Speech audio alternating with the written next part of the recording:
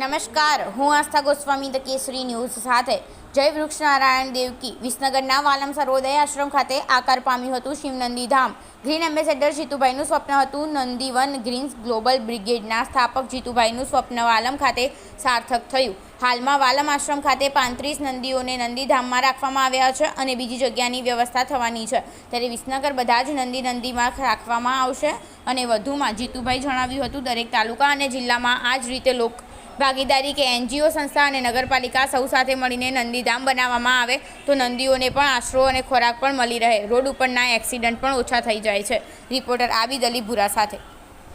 આજે આ વિસનગરનું પહેલું જે શિવ નંદીધામ બનાવ્યું એના 35 નંદીઓ વિસનગર નગરપાલિકા અત્યારે અમને આપી ગઈ છે. અમારી કેપેસિટી અહીંયા 100 નંદીઓ સાચવવાની છે. તો આ નંદીઓ ગરમીના કારણે શેડ જે બનાવ્યું છે શેડની નીચે આરામ કરી રહ્યા છે. પાણી અને એમના ખોરાકની પૂળાઓ અને ઘાસચારાની સગવડ વાલમ આશ્રમે કરેલ છે.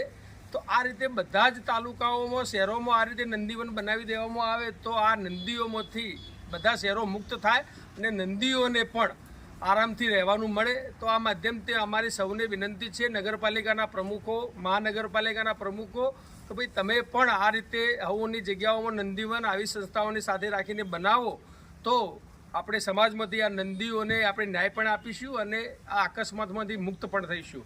Green global brigade, thank you.